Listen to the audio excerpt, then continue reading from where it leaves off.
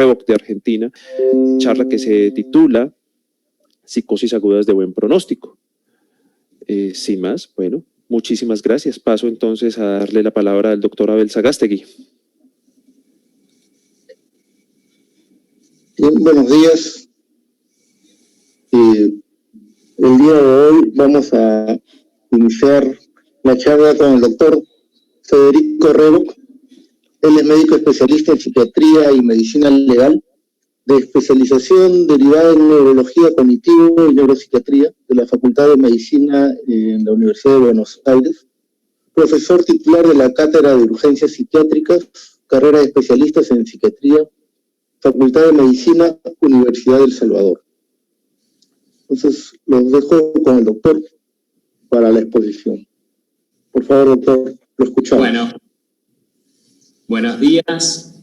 Gracias, Abel. Gracias, María Teresa. Gracias, Juan, que es también quien me invitó. Ahí me están habilitando para compartir pantalla. Perfecto.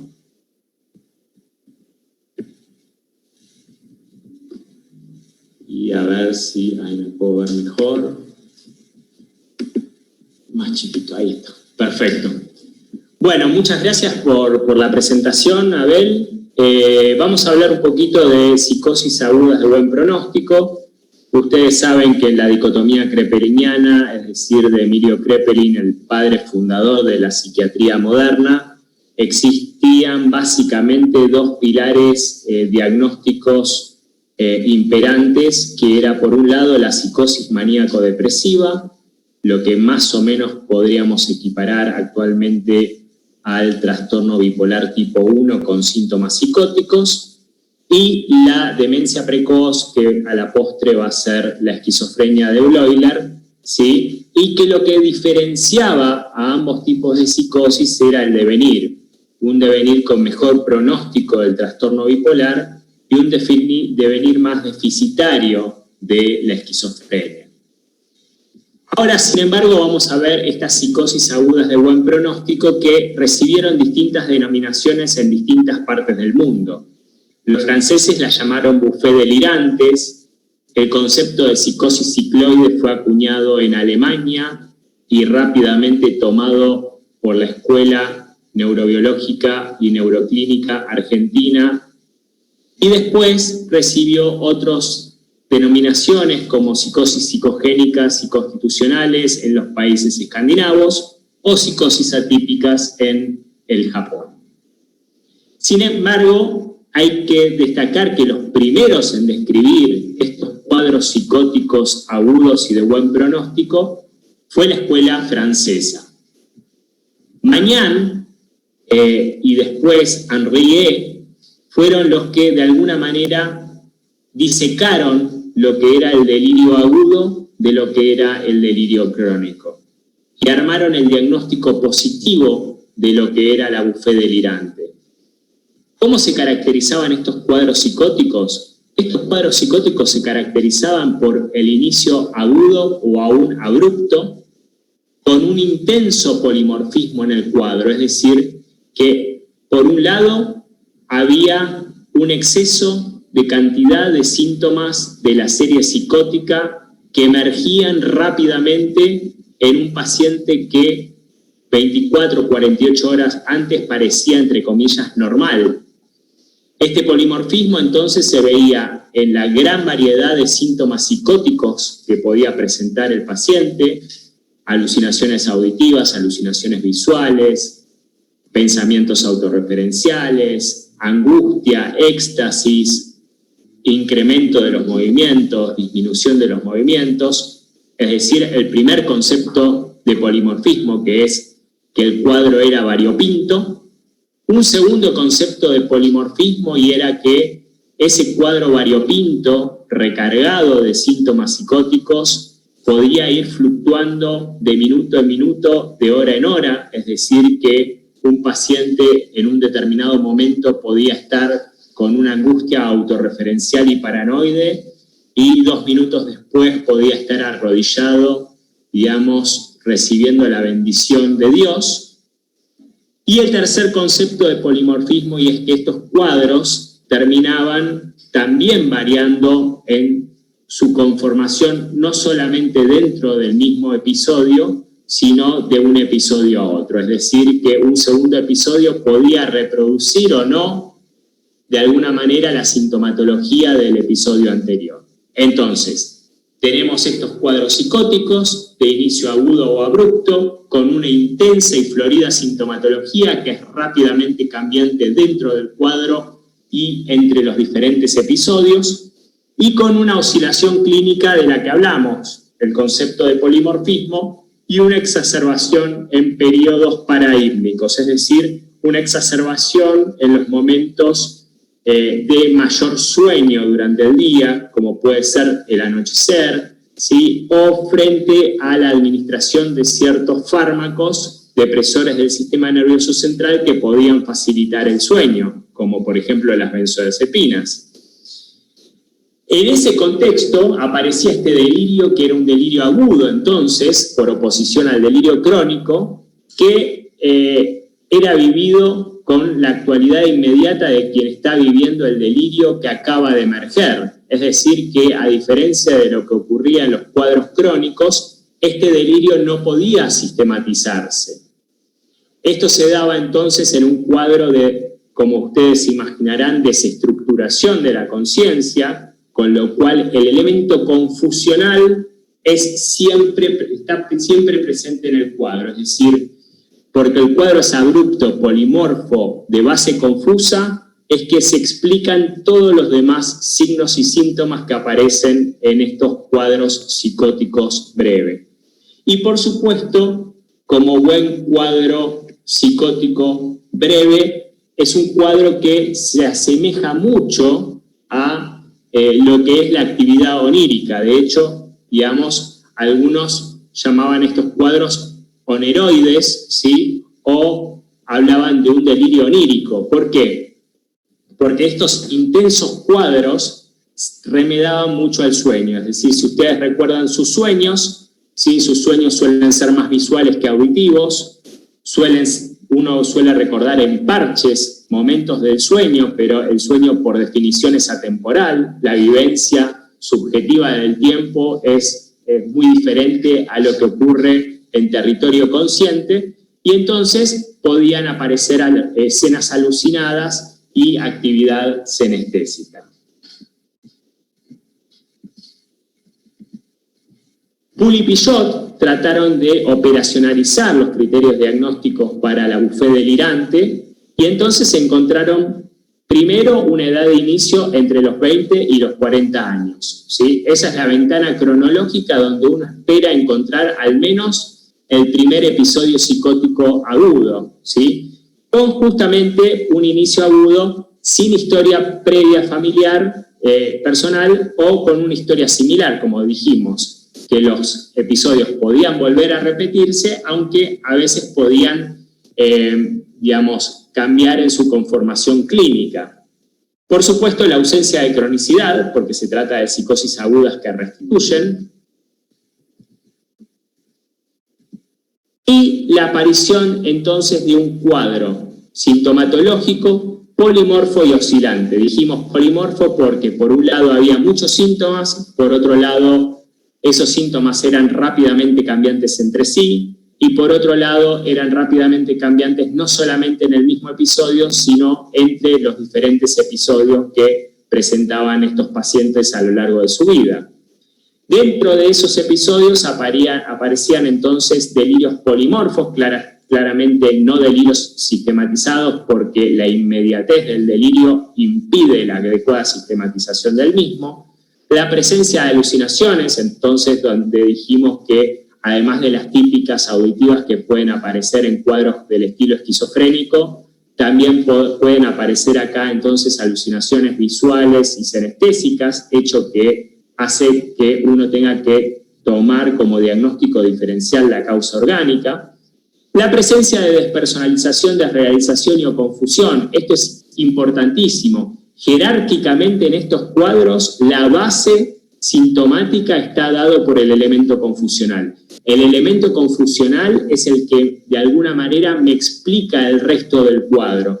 siempre me gusta dar, digamos, la metáfora de la coctelera. Digamos, estos cuadros se manejan como si uno fuera la coctelera que dentro del vaso va a poner, de alguna manera, síntomas de la serie sensorial visual, alucinaciones visuales, alucinaciones auditivas, síntomas del pensamiento, autorreferencias, síntomas del ánimo como angustia, éxtasis, hipercinesias, hipocinesias, colocarlo en una coctelera, batirlo.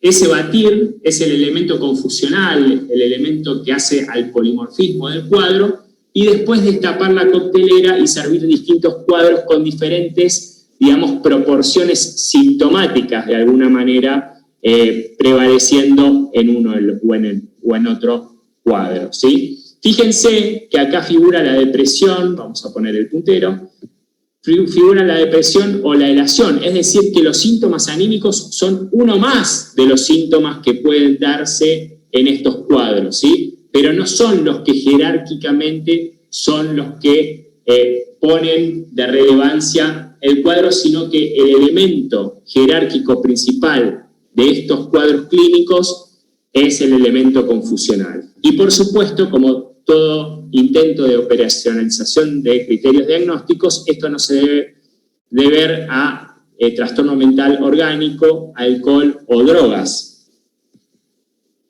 Siguiendo a los franceses, los alemanes siguieron con la descripción de estos cuadros.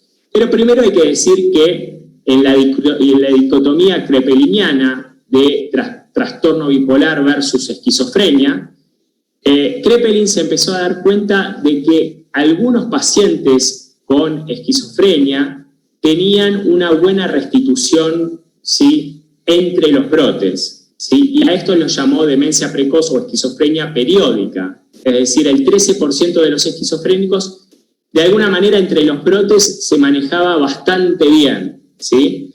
Por otro lado, Kraepelin marcó que el 47% de las catatonías con características depresivas tenían un pronóstico favorable.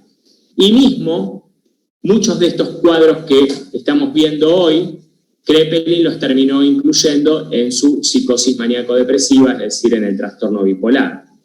Por otro lado, Bleuler en Suiza, digamos, tuvo una concepción optimista del diagnóstico de esquizofrenia. Ustedes saben que, digamos, tuvo la incidencia de las ideas de Freud a través de Jung, ¿sí? Y encontró en la Spaltung el mecanismo psicológico fundamental, con lo cual hubo un periodo de gran optimismo en lo que se refería a la posibilidad de atender este tipo de pacientes, y de hecho, para él, las esquizofrenias agudas curables existían, ¿sí? Y obviamente, en realidad, a lo que estaba incluyendo dentro de sus esquizofrenias agudas curables eran a estos cuadros psicóticos de buen pronóstico.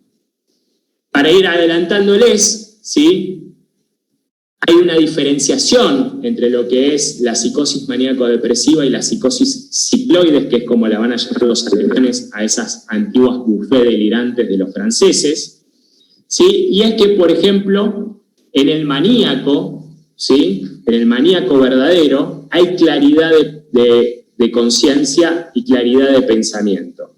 Es decir, que si bien un paciente maníaco puede estar paraproséxico, disperso, distraíble, está perfectamente conectado con el interlocutor al cual le habla.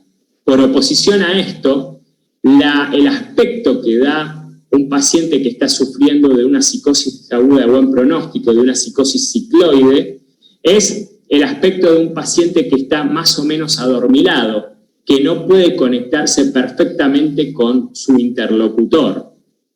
Por otro lado, en la psicosis maníaco-depresiva, en la fase depresiva, digamos, en general no hay un acompañamiento de ideas de influencia externa, es decir, si un paciente depresivo tiene ideas de culpa, de ruina, de suicidio, y en el contexto de sus ideas de culpa y de pecado piensa que tiene un cáncer en el estómago o en el abdomen que nadie se lo puede diagnosticar, pero que es el resultado, digamos, de sus pecados de la juventud y que se lo merece y que mejor que digamos, de alguna manera lo liquide rápido, ¿sí? Porque es una vergüenza para la familia.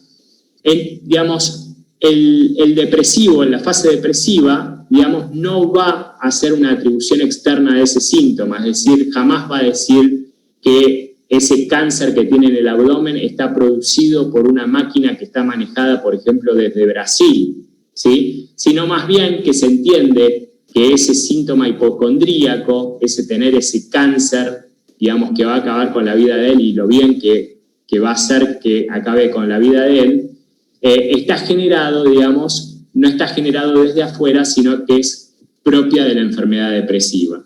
En cambio, en la angustia paranoide que puede aparecer en las psicosis agudas de buen pronóstico, puede haber un síndrome de influencia externa. Esto se ve muchas veces y a veces, digamos, hay que ser, digamos, cuidadoso porque a veces están en consonancias con creencias culturales de los pacientes, como que le podrían haber hecho alguna brujería, algún gualicho, algún trabajo, alguna magia negra, etc.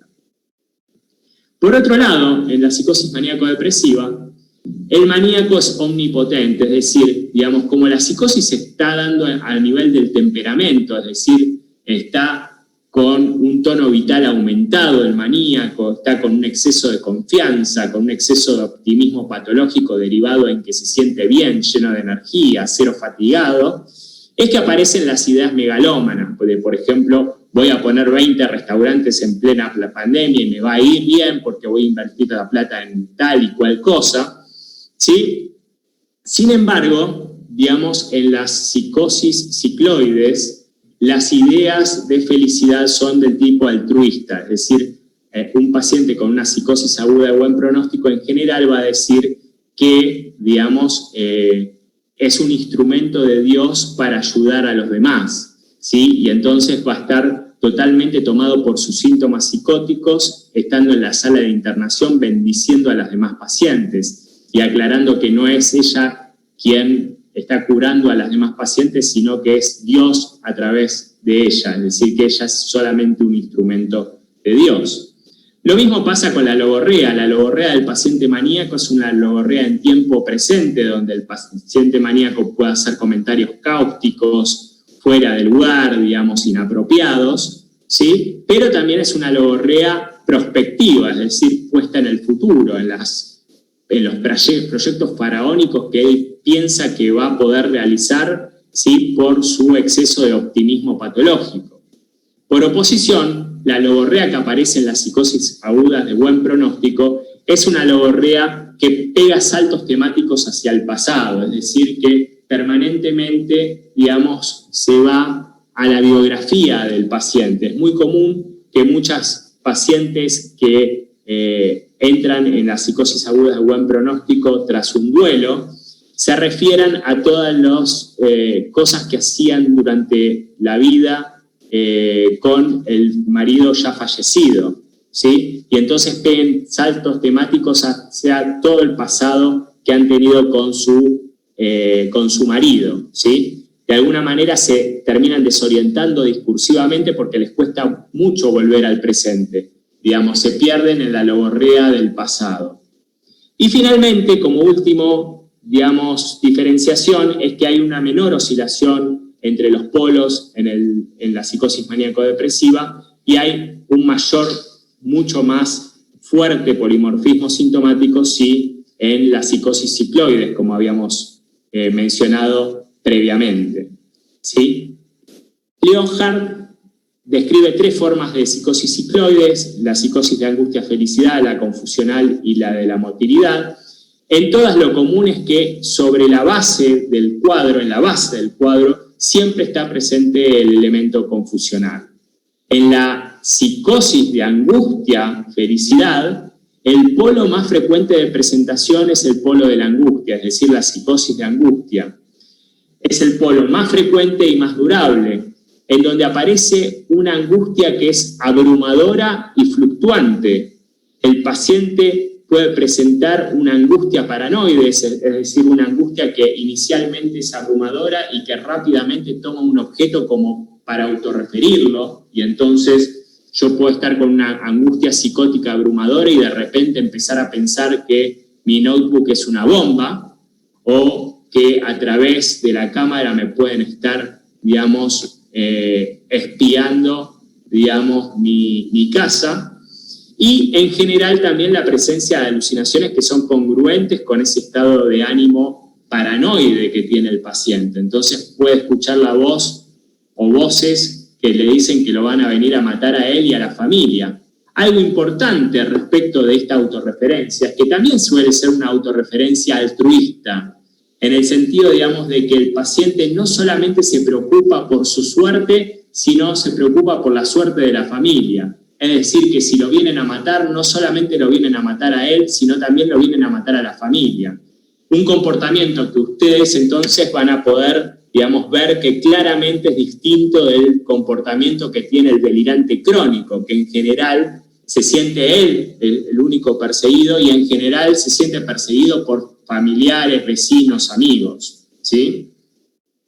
Y acá, en la psicosis de angustia, aparece típicamente la preocupación por temas de la muerte. Entonces, en el ejemplo que habíamos dado nosotros de la viuda, que en la logorrea biográfica se la pasa mencionando todas las cosas que hizo con su ex marido cuando éste estaba vivo, pueden aparecer temores de que algo les pase, por ejemplo, a los hijos, en forma similar, que vengan a matar a los hijos, ¿sí? De la misma manera por ahí en la que murió el marido. Entonces aparece claramente la preocupación por temas de la muerte. En el otro polo, que es menos frecuente y menos duradero, que es el polo de la felicidad, aparece típicamente el éxtasis, el misticismo y los delirios religiosos, ¿sí? Que obviamente exceden lo comprensible para su background religioso y cultural. Aparecen, digamos, situaciones de revelaciones, por ejemplo, en países católicos como la Argentina puede aparecer la revelación de la Virgen María, ¿sí? Puede aparecer el Sagrado Corazón de Jesús, por supuesto bajo escenas alucinatorias, o inspiraciones en donde, digamos, el paciente siente que el Espíritu Santo se le posa en el cuerpo. Acá aparecen entonces estas ideas de felicidad que son altruistas, ¿sí? Y que siempre se refieren a que se le ha encomendado algún tipo de misión, es decir, Dios me mandó la misión de bendecir a las demás pacientes del servicio, por ejemplo, del servicio de internación. Pueden aparecer excepcionalmente ideas de doble rostro. Las ideas de doble rostro son ideas peligrosas porque son justamente ideas mixtas en el sentido, digamos, de que el paciente puede tirarse de la ventana para querer salvar a la humanidad, es decir, en pos de algo positivo, generar una acción negativa en la que pueda correr peligro. Y pueden aparecer entonces alucinaciones auditivas, pero también alucinaciones visuales complejas, el manto de la Virgen María, el Sagrado Corazón de Jesús, etc. Fíjense, digamos, recordando un poco la intimidad, digamos, esta es una paciente que está, digamos, en pleno éxtasis místico, ¿sí? Acá se la ve más claramente en éxtasis místico, acá está un poquito más erotizada. Si ustedes ven, van a ver características de las otras psicosis cicloides que vamos a ver. Claramente lo que van a ver es el elemento confusional, es decir, es una paciente que estando extásica, ¿sí? De todas maneras no está bien conectada con el medio, es decir, no está conectada con el interlocutor que tiene adelante, está como con la mirada perdida. Ese es el elemento confusional que está en la base de estos cuadros. Después de la psicosis de angustia-felicidad tenemos las psicosis confusionales, ¿sí? Y hay de dos tipos, porque hay dos polos, el polo excitado y el polo inhibido. En el polo excitado de la psicosis confusional aparece una incoherencia en la forma de pensar con esa característica logorrea biográfica de la que hablamos, en donde el paciente o la paciente presenta saltos temáticos hacia su pasado. En el ejemplo de la viuda, por ejemplo, hacia los hechos que habían acaecido mientras el marido todavía estaba vivo. Y hay falso reconocimiento de personas, es decir, que una tía del hospital, una enfermera del hospital se toma como una tía, por ejemplo. Es decir, puede haber fenómenos de hiperidentificación o fenómenos de hipoidentificación. Alguien que no me es conocido como una enfermera que acabo de ver en el hospital, se me vuelve que es familiar, que es una tía, o, digamos, alguien que conozco, por ejemplo, a mi marido, digamos, se me vuelve como alguien desconocido, como alguien que nunca he visto en mi vida.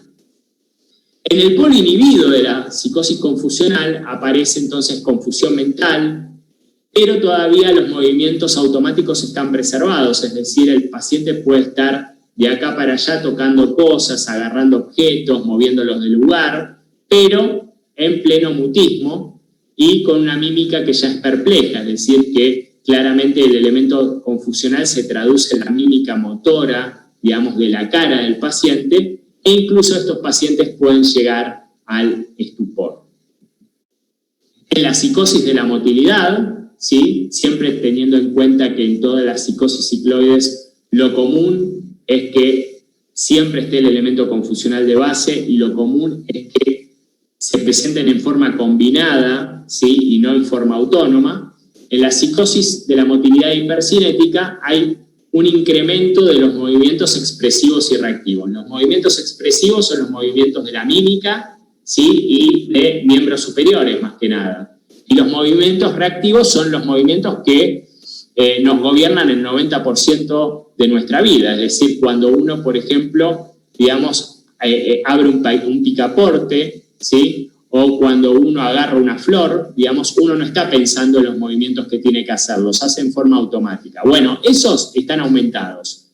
Y lo importante es que están aumentados en una forma cuantitativa, pero sin ninguna distorsión cualitativa del movimiento. Es decir, el paciente por ahí se pone más toquetón, empieza a tocar las cosas que uno le presenta en la mesa, empieza a, digamos, correr la silla del lugar, pero no hace ningún movimiento que uno no esperaría que aparezca en forma natural en una persona normal. Es decir, que los movimientos van a estar en más, en este caso, pero no pierden su naturalidad. Si uno ve un paciente que empieza a perder su naturalidad en la forma de sus movimientos, uno tiene que sospechar psicosis crónicas, no psicosis agudas de buen pronóstico.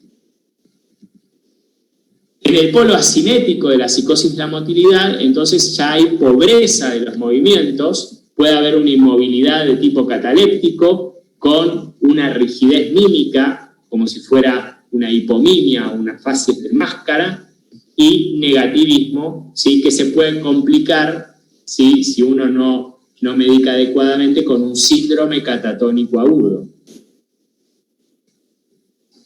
Para mostrarle algunas fotos, fíjense, vamos a mostrar esta, por ejemplo. Acá claramente tenemos una paciente que tiene una psicosis de la motilidad hipercinética, es decir, que tiene un aumento de los movimientos expresivos y reactivos, ¿sí?, y que alguien me podría decir que por ahí también está en una psicosis de felicidad. Alguien me puede decir, viendo esta foto, esta es una paciente maníaca. Y sí, es verdad, si uno ve esta foto, la paciente parece más conectada, pero si uno ve esta, la paciente sigue teniendo el componente motor, ¿sí?, en más, ¿sí?, sigue teniendo una hipergesticulación, sobre todo de tronco y miembros superiores, pero fíjense la poca expresividad, la poca conexión que tiene con el entorno, cosa que no sucede en el enfermo maníaco. Por oposición, acá tenemos una psicosis de la motilidad asinética, que nuevamente se puede confundir por este, digamos, aspecto cabizbajo, como abatido, ¿sí?, con una fase depresiva. Sin embargo, digamos, la alteración está en el componente motor y no en el componente anímico. Acá tenemos otro ejemplo de psicosis de la motilidad en fase hipercinética y otra psicosis de la motilidad en fase asinética, ya con disminución global de todos los movimientos, ¿sí?, incluso los del rostro. Y vamos a ir terminando diciendo que no solamente los franceses con su buffet delirante, no solamente los alemanes con sus psicosis cicloides, describieron esta psicosis aguda de buen pronóstico. Los escandinavos también vieron a estas psicosis, las llamaron psicosis psicogénicas o constitucionales. Psicosis psicogénicas porque muchos hacían hincapié en el estresor que podía hacer desencadenar un cuadro psicótico, y otros llamaban psicosis constitucionales porque creían que en realidad uno tenía que tener la vulnerabilidad para entrar recurrentemente en estos cuadros psicóticos. En todo caso, se dieron cuenta de que eran psicosis no esquizofrénicas, no maníaco-depresivas. ¿Pero qué era lo que tenían de lo esquizofrénico? Bueno, que en el corte transversal, en el aquí y ahora, el cuadro era tan florido, tan polimorfo, que parecía un brote esquizofrénico. Sin embargo, en el curso longitudinal, es decir, a largo plazo, había restitución ad integrum como pasaba en el trastorno bipolar. Es decir, que esta tercera forma de psicosis funcionales independientes eran parecidas a la esquizofrenia en el brote, pero tenían la evolución no deficitaria de una psicosis maníaco-depresiva, y por supuesto había un terreno predisponente porque, digamos, de alguna manera recurrían una y otra vez en este tipo de psicosis. Para estos autores, para Wimmer, había un trauma que gatillaba el episodio, ¿sí? Y que determinaba el contenido y el curso de la reacción. Por ejemplo, siguiendo con el mismo ejemplo de la paciente que tras el fallecimiento del marido, digamos, había entrado en esa psicosis aguda cicloide en la que había una logorrea biográfica intensa, en la que, digamos, siempre hablaba de las cosas que había hecho con el marido. De alguna manera el trauma, fallecimiento del marido, determinaba el contenido y el curso, digamos, de esa logorrea biográfica que presentaba durante el episodio psicótico verdadero. Esto tendía a remitir, como en todas las psicosis agudas, en días a semanas, y tenía un buen pronóstico con restitución ad integrum. Los japoneses también vieron lo mismo. Lo único que quiero marcar de los japoneses es que además de seguir el método clínico evolutivo de Kalbaum, es decir, ver el cuadro psiquiátrico en el aquí y ahora y seguirlo a largo plazo y ver cómo evolucionaba para hacer el diagnóstico, ellos también siguieron el método clínico genético, sobre todo Fukuda. ¿Y qué es lo que se daba cuenta Fukuda? Que además de que estas psicosis agudas de buen pronóstico, que ellos llamaron atípicas, porque no son las tres típicas, como la esquizofrenia, la psicosis maníaco-depresiva o la epilepsia con síntomas psiquiátricos, ¿sí? De alguna manera tenían una carga un poquito más importante de epilepsia en la familia de estos pacientes con psicosis atípicas. Finalmente, en Estados Unidos, Kasanin describe las psicosis esquizoafectivas agudas.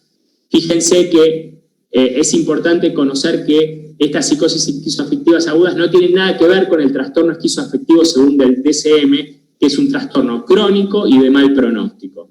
En estas psicosis esquizoafectivas agudas, Kasanin hace hincapié en lo esquizoafectivo, es decir, en la combinación de síntomas de la serie esquizofrénica con síntomas de la serie afectiva, y que era un cuadro principalmente agudo. Lo vio en 9 adolescentes que previamente habían sido diagnosticados como habiendo tenido brotes esquizofrénicos, pero que tenían una personalidad premórbida normal, que después, digamos, tuvieron un buen funcionamiento social o laboral, es decir, que tuvieron una restitución ad integrum. Ya estamos terminando, Abel, no se preocupe. ¿Sí? Entonces tenían un inicio abrupto, con esta turbulencia emocional, con la presencia del elemento confusional y con un estresor que gatillaba estas psicosis agudas de buen pronóstico. En las otras escuelas, estos cuadros psicóticos terminan entrando al DSM como la psicosis reactiva breve, es decir, que un estresor era capaz de generar una reacción psicótica breve, de escasa duración y de buen pronóstico, pero finalmente en el DSM-4 se termina colocando dentro del trastorno psicótico breve porque no siempre se veía que había un estresor desencadenando la psicosis aguda de buen pronóstico. ¿Qué pasa si estas psicosis agudas de buen pronóstico duran más de un mes? Bueno, ya no entran en general dentro del diagnóstico de trastorno psicótico breve, sino entran en el diagnóstico de trastorno esquizofreniforme, con características de buen pronóstico, es decir, un trastorno que dura más de un mes, menos de 6 meses y tiene características de buen pronóstico como la presencia, fíjense, de confusión o perplejidad en el cuadro. Es decir, que siempre es importante tener en cuenta que el elemento confusional confiere las características del cuadro y las características evolutivas del cuadro, ¿sí? Esto para diferenciar el correlato, digamos, en la CIE-10 para diagnosticar estos cuadros es el de trastorno psicótico agudo polimorfo, que les está hablando básicamente de eso, de una psicosis aguda polimorfa. Otros diagnósticos que se pueden hacer en base a estos cuadros psicóticos agudos es el de trastorno esquizoafectivo y el de trastorno bipolar con síntomas psicóticos, pero lo podemos dejar para las preguntas. Y acá básicamente, ¿sí?, es el cuadro final, con lo que quiero dejar la charla, ¿sí? Hay psicosis de buen pronóstico y de mal pronóstico. En Kraepelin había una hipertrofia de la psicosis maníaco-depresiva, donde seguramente muchos de estos cuadros quedaban incluidos, y la psicosis de mal pronóstico era la esquizofrenia. En Bloiler hay una expansividad de la esquizofrenia, justamente por incluir a estas esquizofrenias curables, donde estaban incluidas estos cuadros psicóticos agudos de buen pronóstico, y los trastornos bipolares o psicosis maníaco-depresiva estaba más restringido.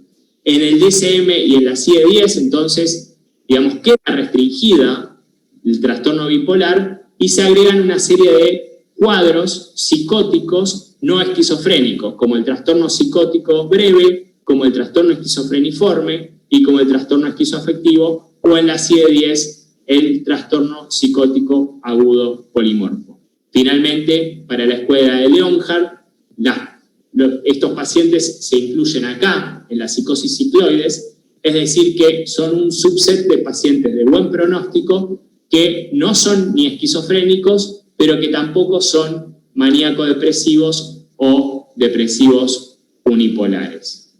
Así que eso era más o menos lo que les quería mostrar, cuadros agudos o abruptos de inicio brusco, de polimorfismo y bipolaridad, con el elemento confusional a flor de piel, pero también con elementos oníricos y motores, la restitución ad integrum de estos cuadros, el curso episódico o lo que es más frecuente recurrente, es decir, que tienen por ahí 2, 3, 4 episodios a lo largo de la vida, la duración variable de estos episodios, de días, semanas o meses, la personalidad premórbida normal en el sentido de que no tienen las características de la esquizoidía o la esquizotipia, pero sobre un terreno predisponente claramente, por eso recurren, la reactividad como posibilidad, es decir, que un estresor psicosocial importante pueda gatillar el cuadro, la crítica e el insight después del episodio, esto los diferencia mucho de los bipolares, porque a diferencia de los bipolares, estos pacientes tienden a adherir bien al esquema de tratamiento porque tienen mucho miedo de volver a padecer o, digamos, de volver a vivir los síntomas psicóticos que han vivido durante el episodio agudo, y obviamente no tienen que ser producidos por causa orgánica, alcohol o drogas. Muchas gracias. Bien. Muchas gracias, Federico. Nos has dado una visión de todas las psicosis agudas. Muchas gracias por respetar el tiempo y por la gran información que nos has dado en esta síntesis que nos has brindado. Estamos en el momento de preguntas. Bien.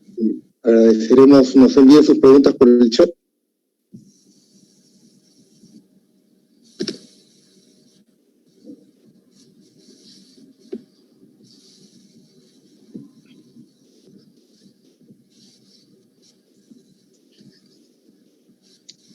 ¿Están habilitado el chat para enviar las preguntas?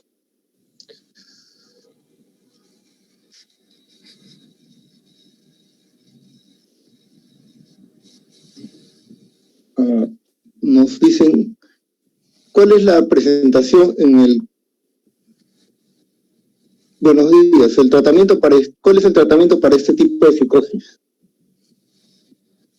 Bien, el tema es, dijimos en su versión clásica, no existe un correlato, digamos, de tratamiento, digamos. Lo que uno tiene que utilizar son los criterios de consenso internacional de diagnóstico. Entonces, depende, digamos, si yo la psicosis aguda de buen pronóstico la interprete como un trastorno psicótico breve. Si la interpreto como un trastorno psicótico breve, tratamientos son antipsicóticos, generalmente atípicos, a bajas dosis, durante un periodo de aproximadamente 2 años en forma continua, y después ir retirando progresivamente. Si yo veo este cuadro como un trastorno bipolar con síntomas psicóticos, el cuadro lo voy a tratar de forma distinta, porque, digamos, por ahí, combinado con el antipsicótico atípico, voy a poner un estabilizador del ánimo. Ahora, esto va a depender de la clínica del paciente. Hay pacientes que hacen su primer episodio psicótico a los 35 años, el segundo a los 45. Es decir, que si yo estoy viendo un segundo episodio psicótico en un paciente que ya tuvo uno, que resolvió bien, generalmente dentro del mes, pero hace 10 años, no se justifica mucho tratarlo como un bipolar en el sentido, digamos, de ponerle un antirrecurrencial. Se justifica más tratarlo como un trastorno psicótico breve, en cuyo caso finalmente voy a poder retirar la medicación. Ahora, si el paciente hizo su primer episodio a los 35, después hizo uno a los 42, después otro a los 43, otro a los 44 y otro a los 45, o sea, uno por año, ahí sí se justifica, me parece, usar el antirrecurrencial, digamos, y de alguna manera tratarlo como un trastorno bipolar con síntomas psicóticos. Eso para darles una idea. Muy bien, gracias. Otra pregunta que nos hacen es, ¿qué debe hacer el familiar para ayudar al paciente psicótico? Bien, una de las cuestiones fundamentales es prevenir. La prevención en estos pacientes es la intervención certera y temprana de cuando el paciente se está descompensando. Hay una regla básica que es la regla de las 3 I, ¿sí? Cuando un paciente pensamos que puede estar ingresando en una psicosis aguda, ¿sí? Cuando el paciente empieza a no dormir bien, la primera I, el insomnio. Cuando el paciente se empieza a tornar inquieto, la segunda I es la inquietud. O cuando el paciente se empieza a tornar irritable, la tercera I, irritabilidad. Insomnio, inquietud, irritabilidad. Generalmente preceden en días o semanas, ¿sí?, la descompensación total de los pacientes. Esa es una de las estrategias que uno tiene con los familiares respecto de poder anticipar cuándo un paciente se está descompensando y entonces intervenir rápidamente antes que se termine de descompensar. Muy bien.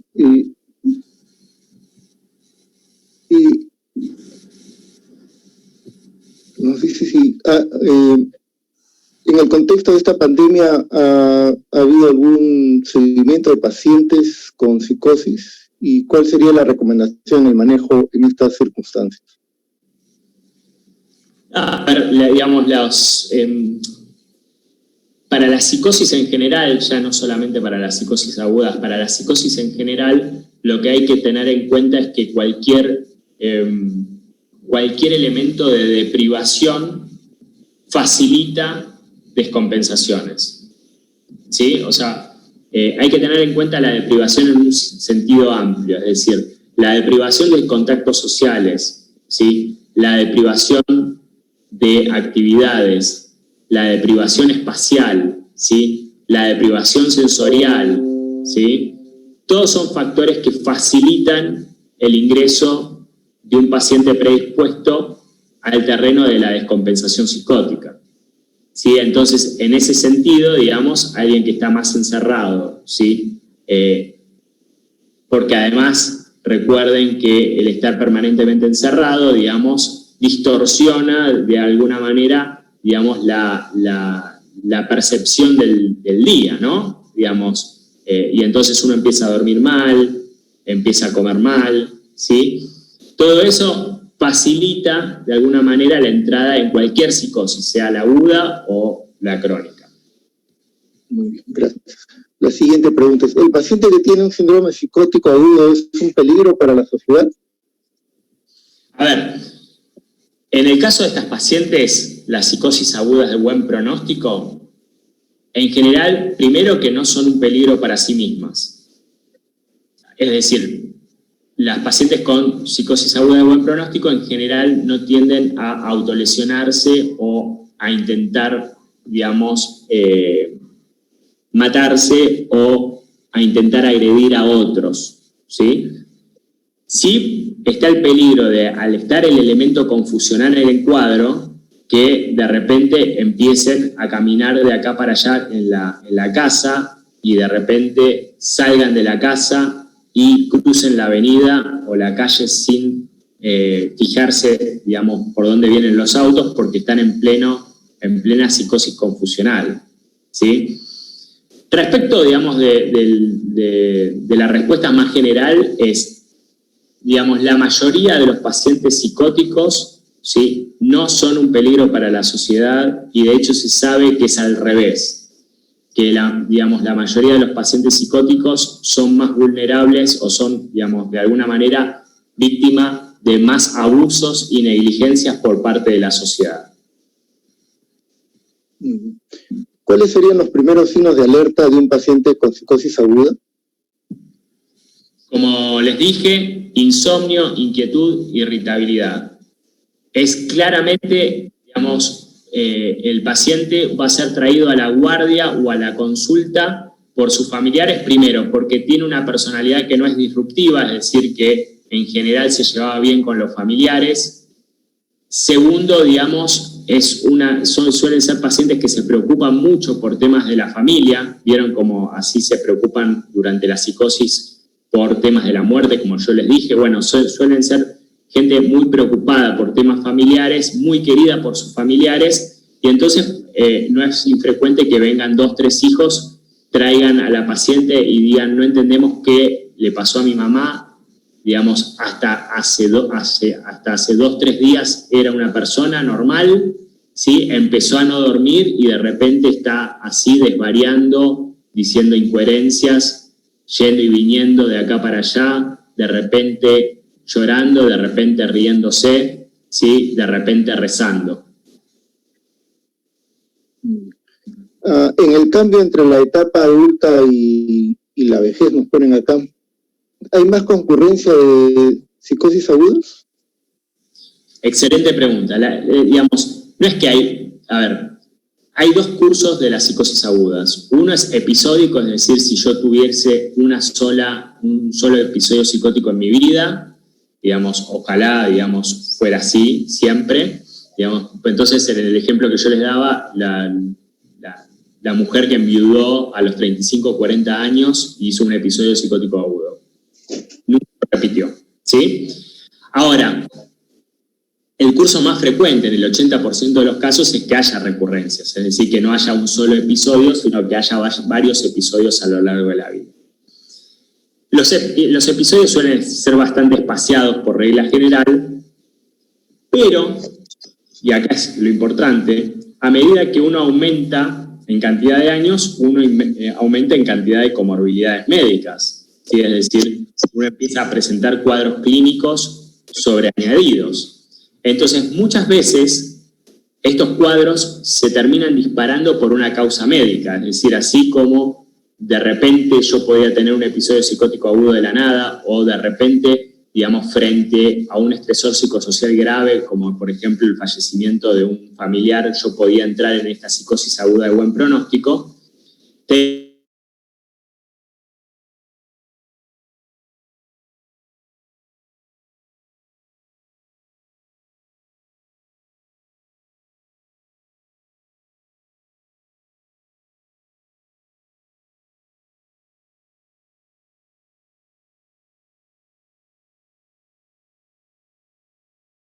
A indagar el cuadro, de alguna manera les recuerda al cuadro del síndrome confusional agudo o delirium de clínica médica. Entonces, siempre que uno ve un cuadro así, a pesar de tener el antecedente positivo previo, digamos, de una psicosis aguda de buen pronóstico, uno está obligado a descartar causas orgánicas y tóxicas. Bien. Muchas gracias, Federico, por la exposición, por habernos dado respuestas muy claras a las interrogantes de nuestros miembros. Agradecemos por tu participación y quedamos para la siguiente ponencia. Bueno, Hasta luego. gracias por la invitación.